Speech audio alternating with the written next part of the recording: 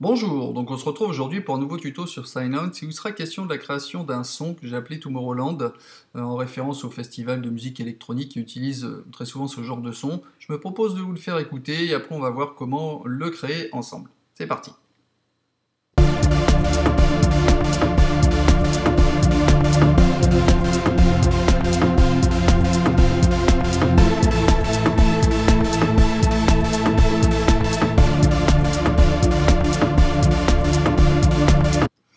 Voilà, donc un son tout simple. Je me propose donc de le créer tout de suite. Hop, on va se mettre sur le deuxième, Silent, on va l'initialiser. Alors, commençons tout de suite. Alors, les retrig, on n'a pas besoin.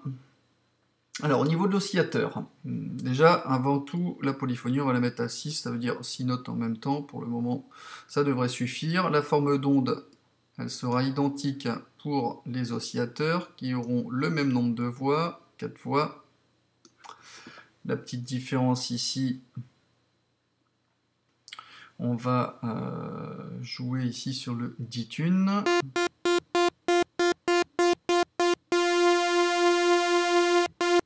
Faire briller un petit peu plus notre son. On va réduire le champ stéréophonique.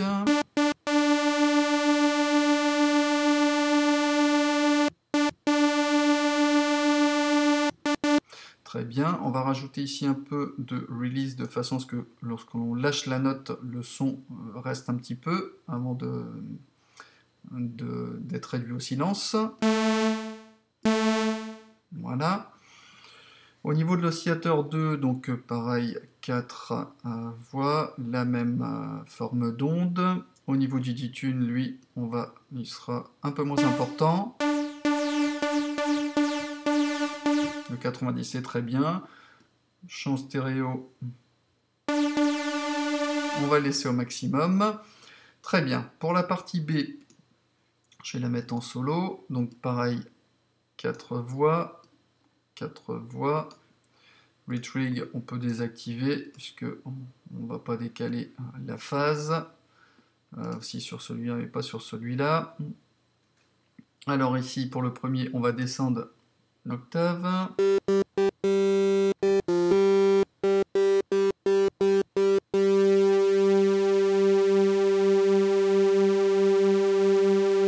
Pas trop, parce qu'après, ça va trop vibrer. Au niveau de la stéréo, ici, on va le descendre un peu.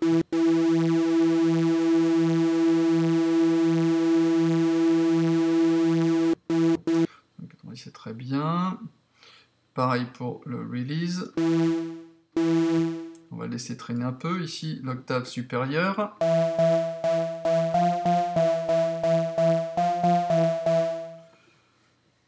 La phase, on va l'augmenter un peu.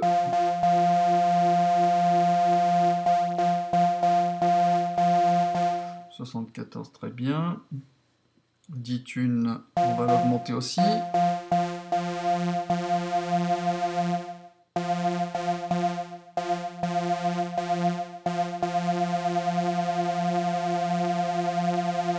Voilà. Il vibre pas trop. Stéréo, on va la descendre un peu. Ça, c'est parfait. Ok. Alors, au niveau de la partie B, ici, on va rien mettre par défaut. On va tout concentrer sur la partie A, donc sur un low pass, et sur lequel on va affecter le filtre A et B, de l'oscillateur A et B. Sur le contrôle, on va activer ici le warm avec le key track un peu plus élevé. On va le mettre à 6 et quelque chose. Alors, je rappelle à quoi sert le key track. Le key track, on va tenir compte en fait de la hauteur de la note ici qui sera jouée pour déterminer la fréquence de coupure. Alors ensuite, ici on va équilibrer un petit peu le volume des oscillateurs. On va revenir sur l'ensemble. Là c'est un peu fort. Donc ici, on va mettre vers 7 quelque chose. Ici, on va le réduire à 5 et quelque chose. Ça, c'est parfait. Et ici, on va considérablement baisser de façon à ne pas être dans les... exciter les picomètres.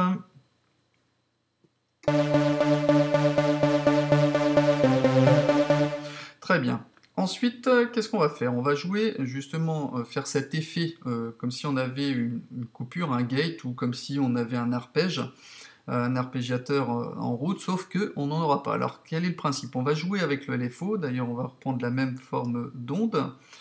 On va, au niveau du rate,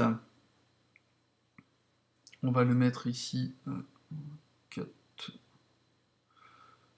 ici au triolet.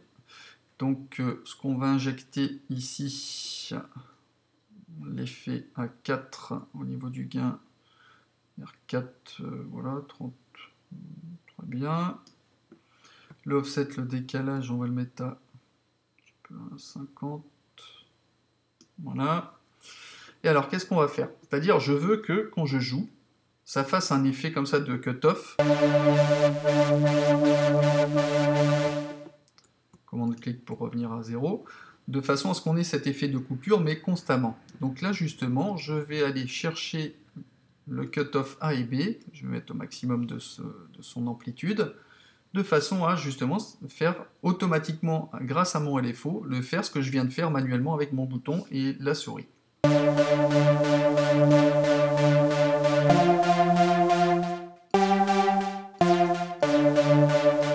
Très bien. Alors par contre, j'aimerais bien aussi avoir la possibilité de contrôler avec ma molette de modulation, de stopper cet effet de coupure. Donc là, je vais par exemple prendre le mode wheel, c'est-à-dire la molette de modulation, et l'affecter également au cutoff A et B, avec une amplitude maximale, de façon à ce que quand je joue,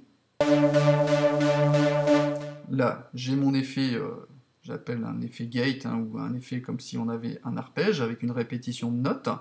Et si je suis vers le haut, là, je n'ai plus cet effet.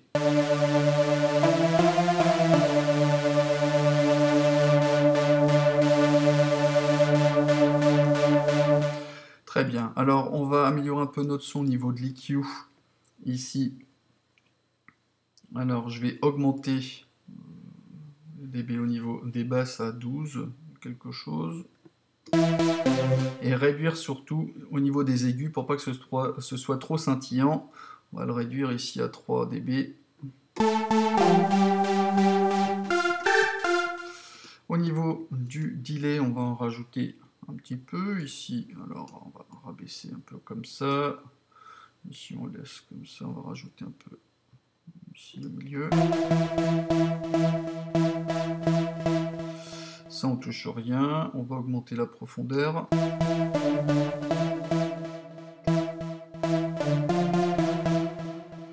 Très bien. Alors, on va réécouter, hop, comme ceci, et voir ce que ça donne avec notre nouveau son. Voilà.